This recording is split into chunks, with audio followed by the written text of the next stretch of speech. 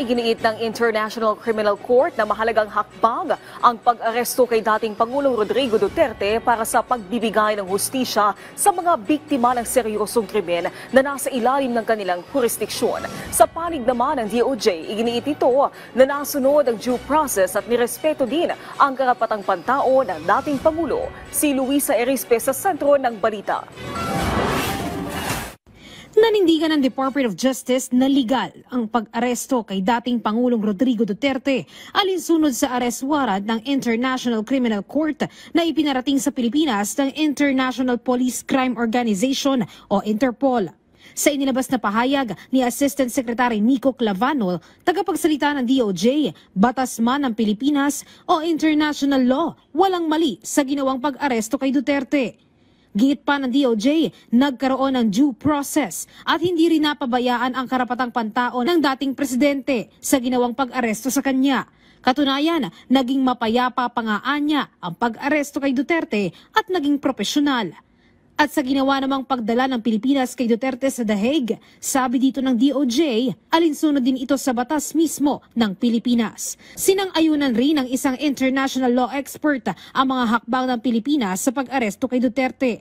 Natural lang na naging mabilis ang proseso at pagdala kay Duterte sa The Hague. Ito ay implementasyon ng warrant of arrest. Hindi naman siguro pwedeng pag nag-implement ka ng warrant of arrest, mag-shopping muna tayo or magbabakasyon muna, diba? So there is an urgency on this because the reason why there is an issuance of warrant of arrest is number one, there is a need to bring his person to the jurisdiction of the court to confirm his identity and to confirm the crime.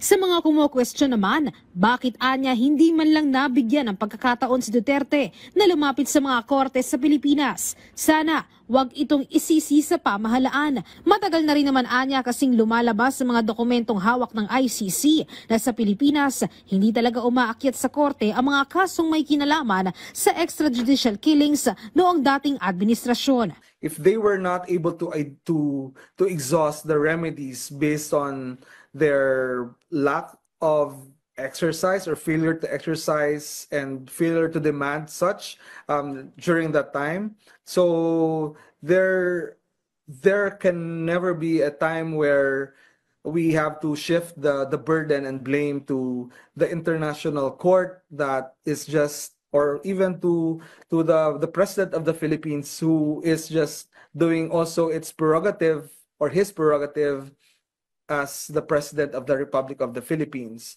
Makikita natin doon that the issue on whether the administration during that time was willing or unable to comply with its obligations. Kasi ang sinasabi doon is may mga records like sa local na NBI, etc. And ang mga records will show na wala namang pumupunta sa korte. Samantala, ang Office of the Prosecutor ng International Criminal Court o ICC, sinabing malaki ang importansya ng pagkakaaresto kay Duterte. Well, the arrest of the former president of the Philippines, Mr. Rodrigo Roa Duterte, is an important moment. And in issuing the warrant, the judges have found reasonable grounds to believe that Mr.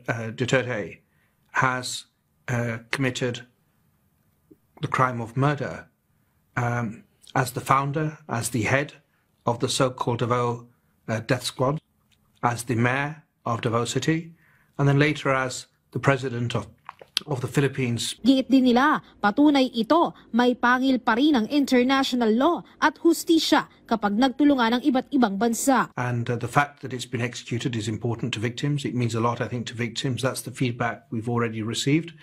And many say that international law is not as strong as we want, and I agree with that. But as I also repeatedly emphasize, international law is not as weak as some may think. When we come together, when we work, when we build partnerships, the rule of law can prevail. Pero pagtitiyak nila, sa ngayon, inosente pa rin si Duterte hanggat hindi siya nahahatulan ng korte. May pagkakataon pa rin siyang dumepensa at magbigay ng kanyang panig sa panahon ng paglilitis. Luisa Erispe, para sa Pambansang TV, sa Bagong Pilipinas.